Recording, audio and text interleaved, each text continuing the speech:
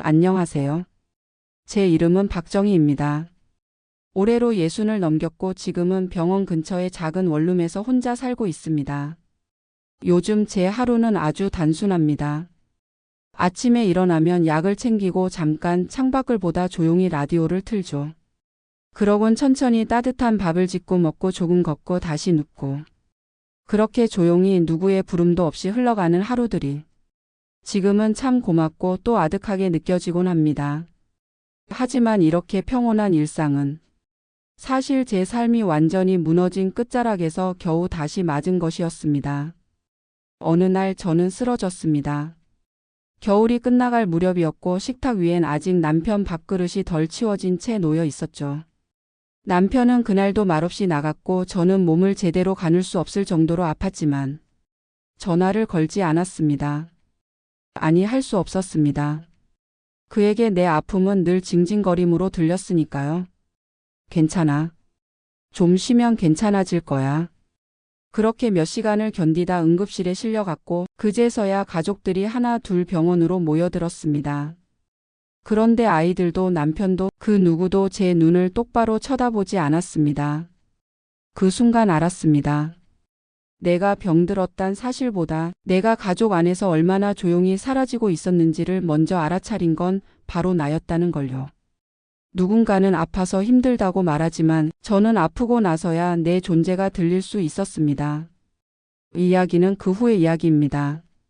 아프고 나서야 시작된 진짜 나의 삶. 그리고 그 아픔 속에서 비로소 들리게 된 내 마음의 목소리와 가족들의 침묵 그리고 오해를 껴안기까지의 시간. 이제 그 시간을 조용히 꺼내어 보려 합니다. 그날은 이상하게 피곤한 날이었습니다. 몸이 무겁고 눈이 자꾸 감기길래 감기 기운인가 보다 생각하며 억지로 식사를 준비했죠. 남편은 말이 없었습니다.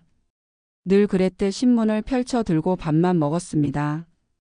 나는 그날도 여느 날처럼 물었습니다. 밥은 괜찮았어요? 그는 고개만 끄덕였습니다. 그게 우리의 대화 전부였습니다. 결혼한 지 35년이 지났고 아이 둘을 키워내고 시댁과의 갈등도 수없이 지나왔지만 아직도 우린 서로를 잘 모른다는 생각이 들곤 했습니다. 그날 오후 혼자 누워있던 침대에서 나는 조용히 숨을 죽였습니다. 심장은 두근거렸고 속이 울렁거렸고 온몸이 식어갔습니다. 전화기를 쥐었지만 누구에게도 걸 수 없었습니다. 아들이나 딸은 바쁠 테고 남편은 벌써 회사에 가 있었죠. 결국 나는 혼자서 병원에 갔습니다. 택시를 타고 접수를 하고 피를 뽑고 CT를 찍고 의자에 앉아 결과를 기다리는 그 시간까지 내 곁엔 아무도 없었습니다. 간이 굉장히 안 좋으세요? 수치가 위험한 수준입니다. 의사의 말은 차가웠고 나는 아무 말도 할 수 없었습니다. 정말 아파도 이렇게 혼자일 수 있다는 걸 그제서야 알게 되었죠. 입원을 권유받았지만 병원 침대가 낯설었고 마음이 허전했습니다. 병실 창문을 바라보며 자꾸만 생각했습니다. 내가 이렇게까지 살아야 하나. 그때 딸이 왔습니다. 눈이 퉁퉁 부은 얼굴로 숨을 헐떡이며 들어와 제 손을 잡았습니다. 엄마, 왜 말을 안 했어요? 왜 혼자 왔어요? 나는 대답 대신 눈만 감았습니다. 그 순간 그 손끝에서 따뜻한 체온이 느껴졌습니다. 오랜만에 느껴보는 사람의 체온. 그것만으로 눈물이 났습니다. 그날 밤 병실에 누워 천장을 바라보며 오래 생각했습니다. 나는 왜 늘 혼자 아프려 했을까? 아니, 그보다 왜 나는 아프다고 말조차 하지 못했을까? 남편은 다음 날 왔습니다. 말없이 서 있다가 병실 구석 의자에 앉더니 한참을 가만히 있었습니다. 그러다 조용히 한마디 했습니다. 입원할 정도였어? 나는 고개를 끄덕였습니다. 그는 말이 없었습니다. 그 침묵이 오히려 내 속을 찢었습니다.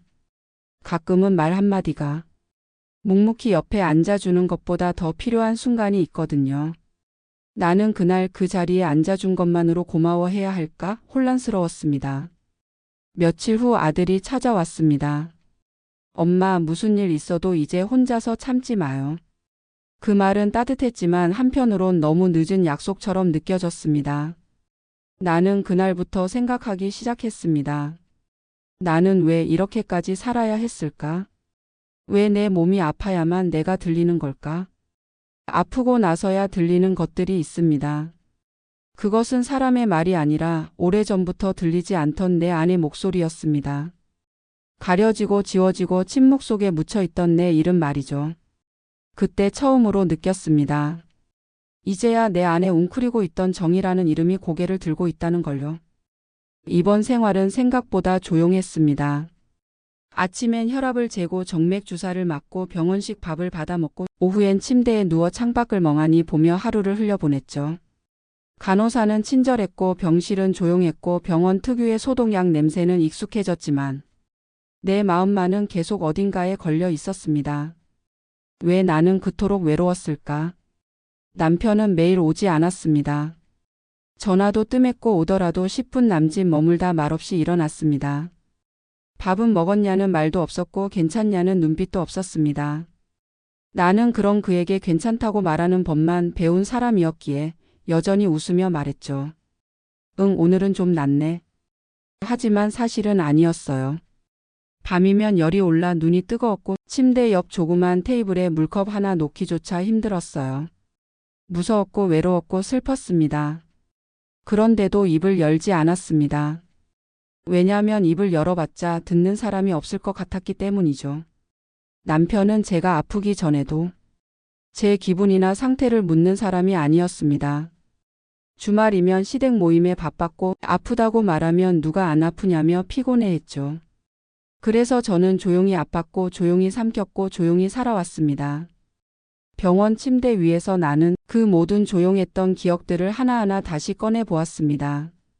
아이가 중학생이던 시절 심하게 감기 몸살로 누웠던 날 저녁 내내 끙끙 앓는 나를 옆에 두고 남편은 친구와 술 약속을 나갔고 아이들은 방 안에서 이어폰을 끼고 공부를 했습니다. 그날 뜨거운 몸으로 식은 죽을 퍼먹으며 아, 이 집은 내가 아파도 돌아가는구나라고 생각했었죠. 그 기억이 다시 떠오르니 지금 병실에 있는 이 시간이 오히려 평화롭게 느껴졌습니다. 적어도 여기선 아픈 나를 이상하게 여기지 않으니까요. 딸은 주말마다 들렀습니다. 붕어빵을 사와 내 손에 쥐어주며 말했습니다.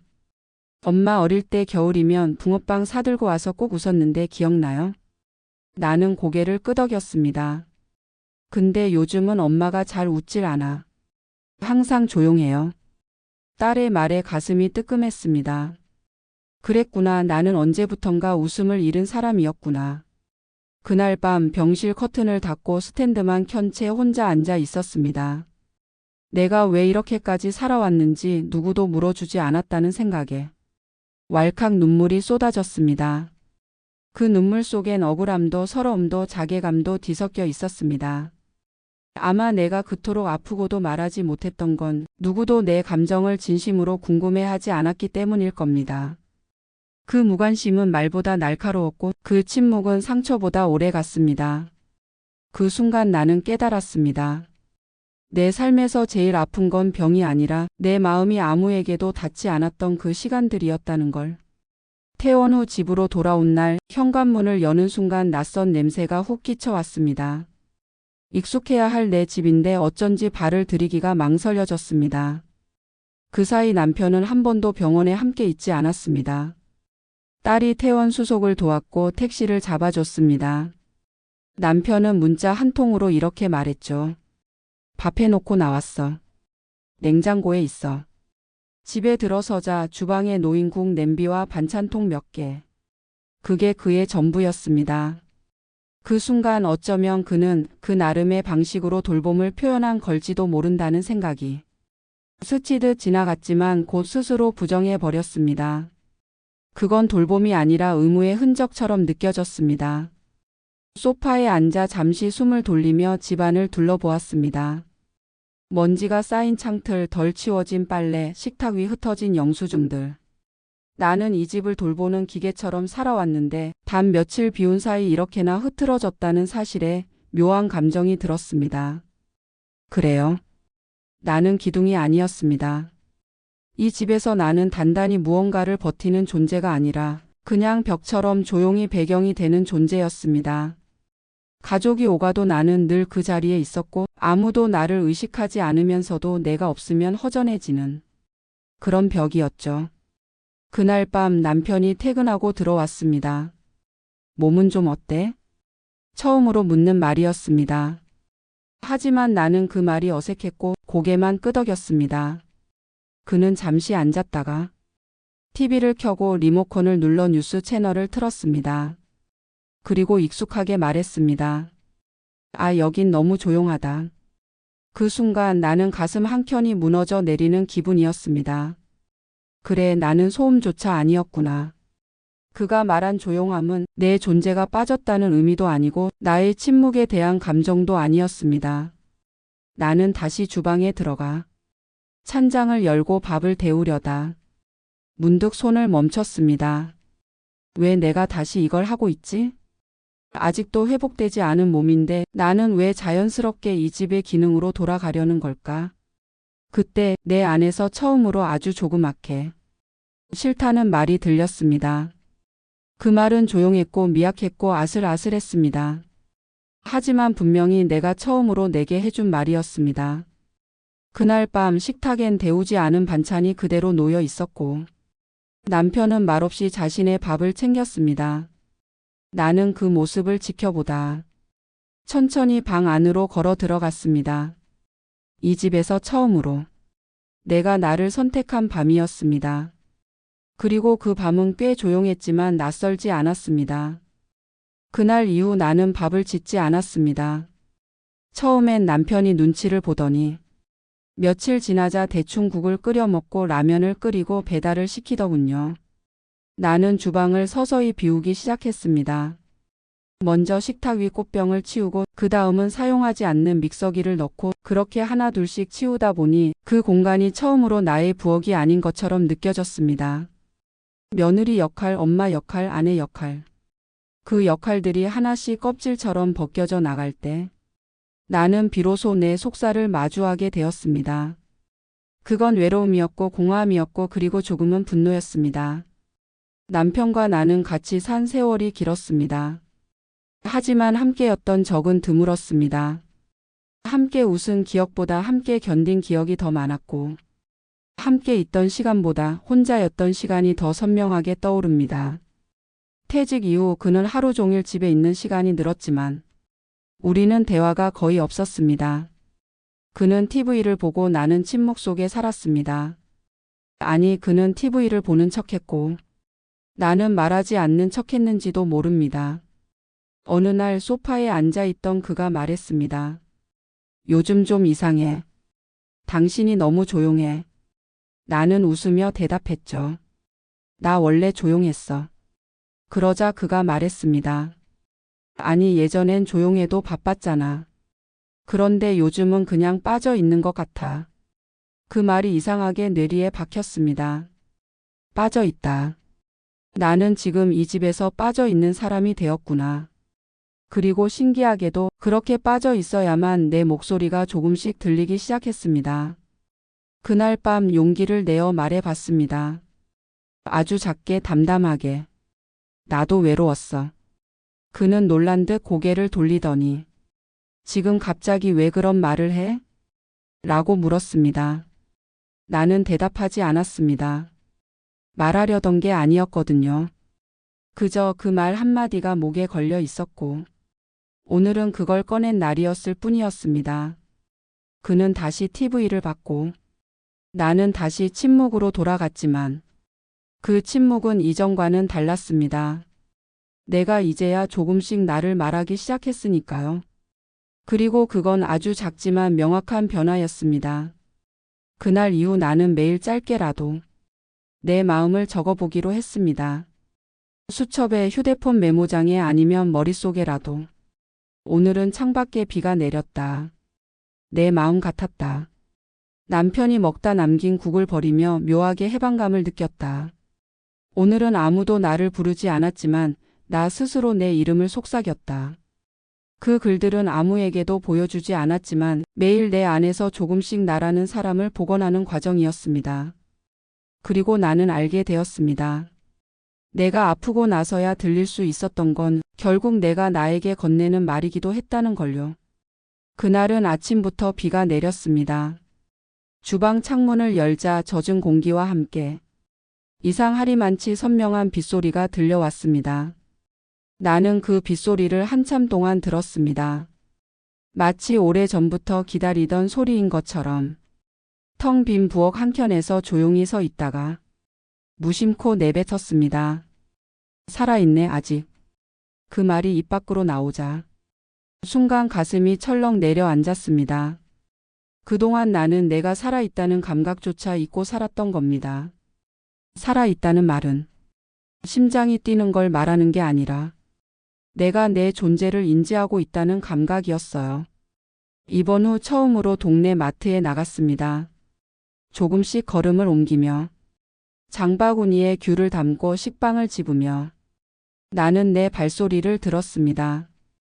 평범한 소리인데 어쩐지 낯설고 따뜻했습니다. 그래, 나는 아직 걷고 있구나. 그 사실 하나만으로 이상하리만치 눈물이 났습니다. 마트에서 돌아오는 길 작은 거울 가게 앞을 지났습니다. 무심히 비친 내 얼굴을 보고 나는 한참을 멈춰섰습니다. 거울 속 여자는 예전보다 많이 늙었고 피곤한 기색이 역력했고 어딘가 조금 무너져 있었습니다. 하지만 동시에 그 눈에 묘한 생기가 깃들어 있었습니다. 그건 오랜만에 자기를 본 사람의 눈빛이었습니다. 그날 저녁 오랜만에 혼자 산책을 나갔습니다. 가로등 불빛 아래를 걷다가 문득 발을 멈췄습니다. 그 순간 하늘을 올려다보니 구름 사이로 별 하나가 깜빡이고 있었고 그 아래로 바람이 지나가며 내 머리카락을 스쳤습니다. 나는 아주 조용히 입술을 달싹이며 속삭였습니다. 정희야, 수고했어. 그 말은 누군가에게 들리라고 한 말이 아니었습니다. 그저 내가 나에게 처음 건넨 위로였습니다. 그리고 그 순간 나는 비로소 느낄 수 있었습니다. 내가 아직 살아있구나. 내 안에서 무언가가 다시 움직이고 있다는 것, 다시 시작하고 싶다는 미약한 욕망이 피어오른다는 걸. 그날 밤 나는 방 한쪽 벽에 작은 메모를 붙였습니다. 오늘도 살아냈다. 그 글자들은 내가 다시 나를 향해 문을 열기 시작한 증거였습니다.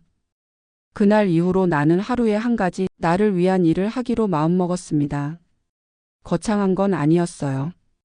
오래 묵혀둔 머그컵을 꺼내 따뜻한 차를 마신다든지 예전에 좋아하던 음악을 라디오에서 찾아 듣는다든지.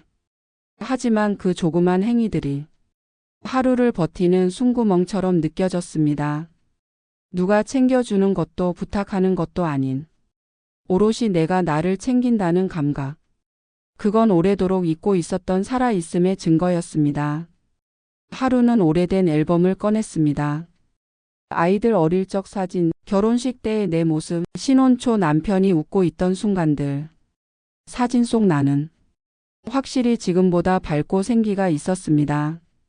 하지만 지금의 내가 더 성숙하고 더 단단한 존재 같다는 생각도 들었습니다.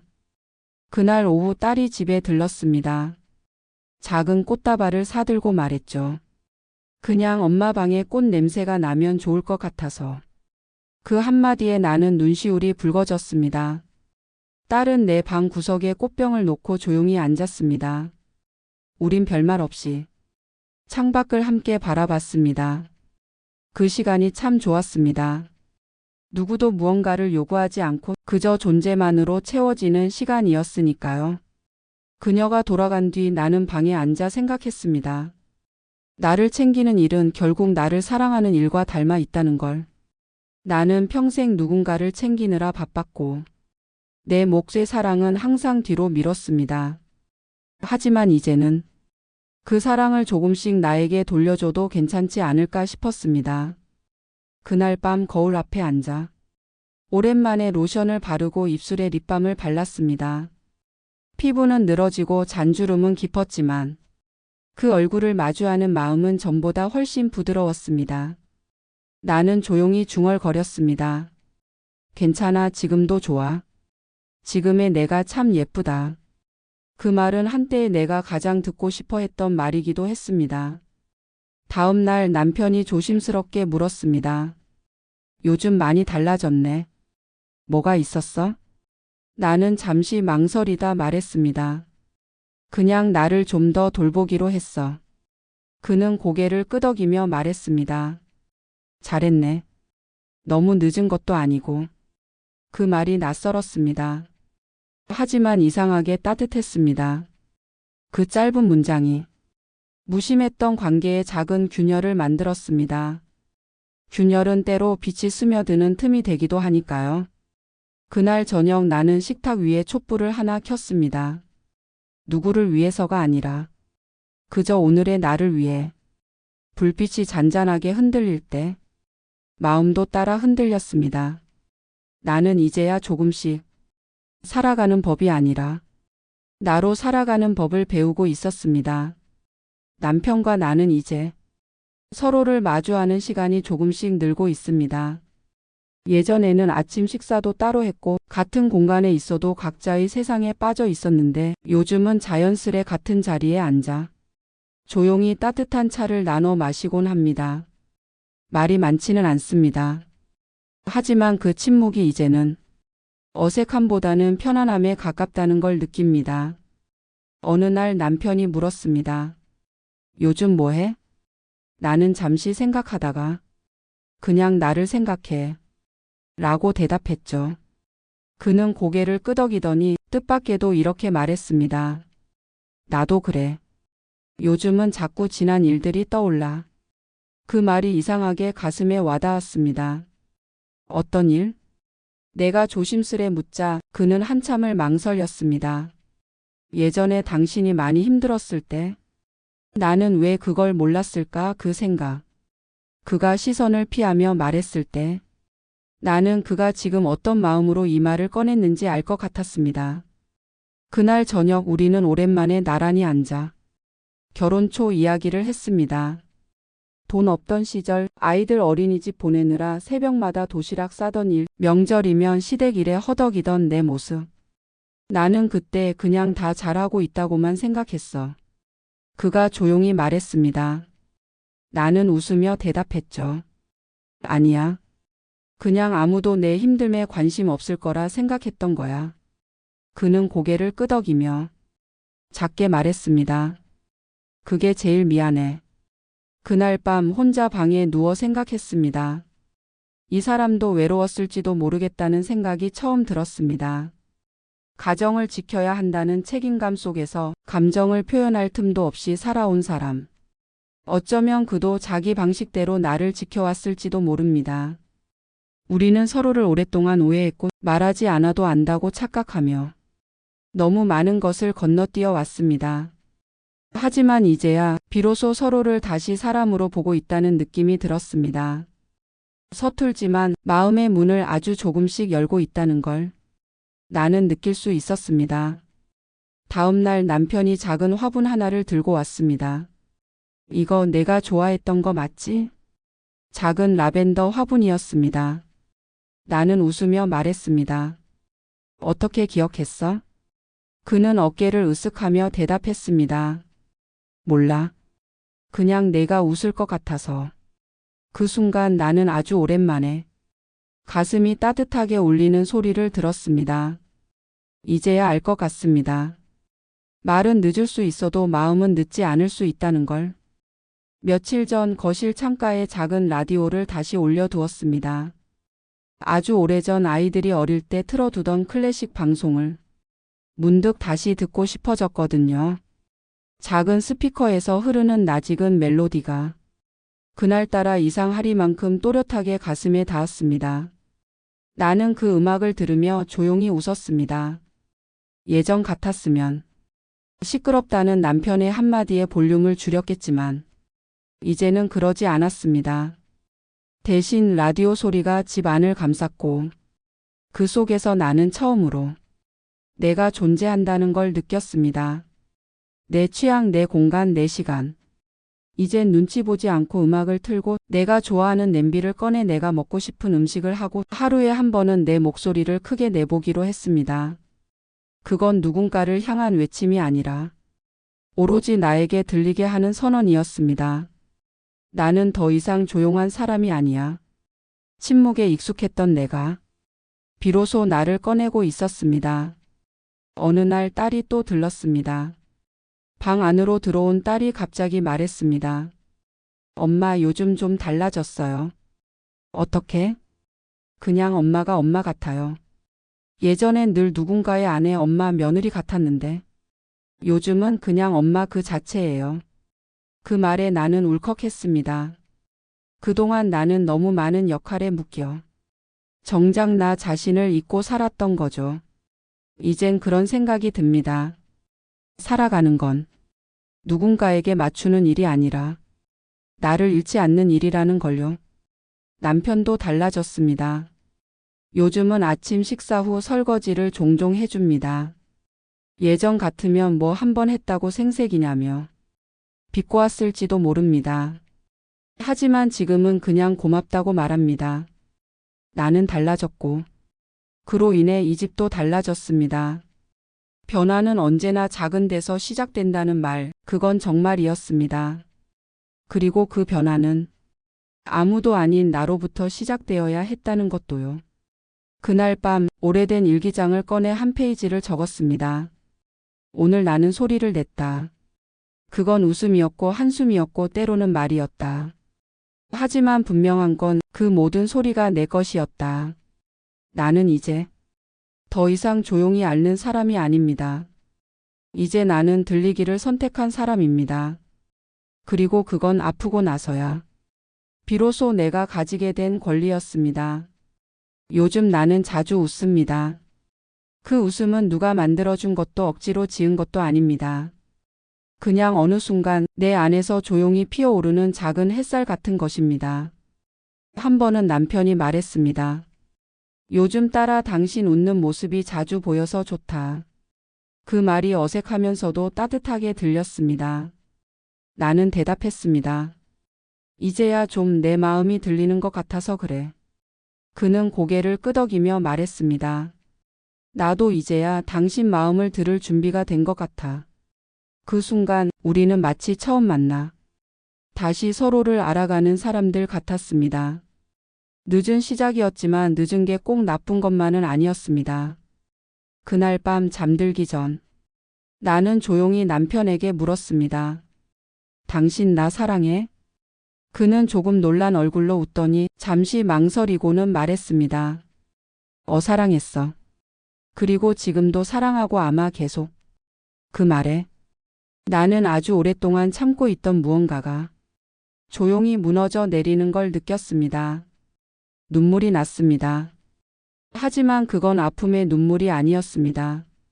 지금까지 쌓아온 시간 위에 처음으로 말로 받은 사랑의 감각이었습니다.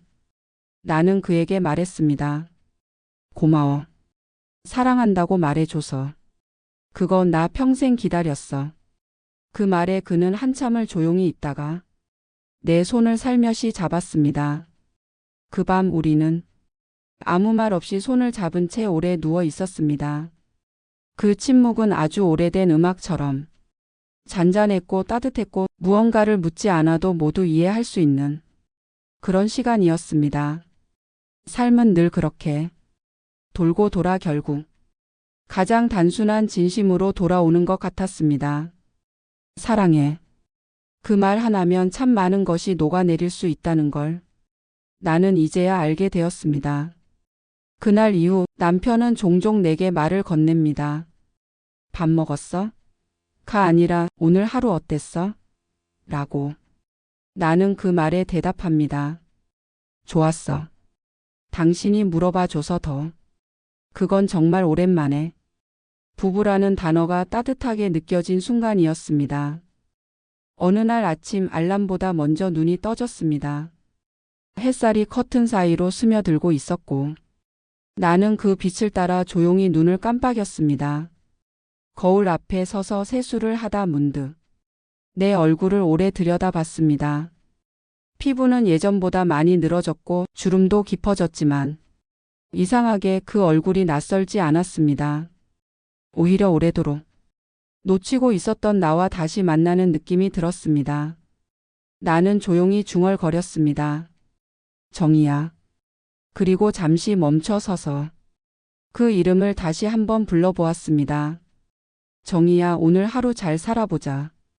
그건 누가 시켜서 하는 말이 아니라 내가 나에게 건네는 다짐이자 위로였습니다. 아프고 나서야 나는 너무 많은 것을 들을 수 있었습니다. 가족의 무심한 말투, 남편의 낡은 침묵, 아이들의 미안한 눈빛, 그리고 무엇보다도 내 안에 오래 숨어 있던 내 목소리. 그 목소리는 처음엔 아주 작았고 자주 떨렸고 때로는 숨어버리곤 했습니다. 하지만 지금은 그 목소리가 분명히 내 안에서 살아 움직이고 있다는 걸 압니다. 나는 이제 더 이상 누구의 간병인도, 누구의 도우미도, 누구의 그림자도 아닙니다. 나는 그저 나입니다. 아픈 시간을 지나 더 단단해졌고 더 정직해졌고 무엇보다도 더 나를 아끼게 된 사람입니다. 남편과의 관계도 여전히 완벽하지는 않습니다. 때때로 어색한 침묵이 흐르기도 하고 서로 다른 생각으로 엇갈리기도 하지만 우리는 그마저도 견디는 법을 배웠습니다. 견딘다는 건 무너지지 않는 게 아니라 함께 흔들리는 법을 배우는 일이었습니다. 그리고 그 흔들림 속에서 나는 결국 나를 지키는 법을 배우게 되었습니다. 지금 나는 잘 살고 있습니다. 많이 가진 것도 대단한 것도 없지만 아침 햇살을 좋아하고 따뜻한 밤 냄새에 웃고 하루 끝에 내 이름을 부를 수 있다는 것만으로도 나는 충분히 괜찮은 사람입니다. 이제 저는 병원 근처 작은 원룸이 아닌 다시 집으로 돌아와 제 이름을 부르며 살아가고 있습니다. 누구의 딸도 아내도 엄마도 아닌 박정희라는 이름으로. 아직도 몸은 완전히 회복되지 않았지만 마음은 많이 나아졌습니다. 무언가를 견디는 게 아닌 하루하루를 살아내는 기분이 드는 요즘. 저는 감사하고 고요하고 나답게 살고 있습니다. 남편과는 여전히 다투기도 하고 침묵이 흐르는 날도 있지만 이제는 서로에게 묻습니다. 오늘은 어땠어? 그 질문 하나가 우리 사이의 공기를 바꿔놓았습니다. 딸과는 더 자주 웃고 아들과는 늦은 커피를 나누기도 하고 가끔 혼자 노래를 부르며 창밖을 바라보는 시간이 생겼습니다. 이 모든 건 제가 아프고 나서야 비로소 들리게 된 것들입니다. 아픔은 삶의 끝이 아니었습니다. 그건 내 삶이 나에게 말을 걸기 시작한 신호였습니다.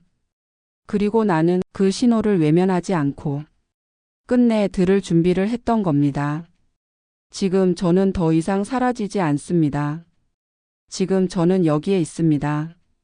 조용하지만 또렷하게 누구의 말도 아닌 제 목소리로 제 삶을 살아갑니다. 이 긴 이야기를 끝까지 들어주셔서 정말 고맙습니다. 혹시 지금 어딘가 아프신 분이 계시다면 꼭 기억해 주세요. 당신의 아픔은 당신이 사라졌다는 뜻이 아니라 당신이 들리기 시작했다는 신호일 수 있습니다. 저처럼 당신도 당신의 이름을 부를 수 있기를 바랍니다. 그리고 그 이름을 당신 스스로가 제일 먼저 사랑해 주기를요. 오늘도 살아내느라 수고하셨습니다. 당신의 하루가 조금 더 따뜻하길, 조금 더 평안하길 바랍니다. 건강하세요. 그리고 당신 자신을 잊지 마세요. 박정희 드림.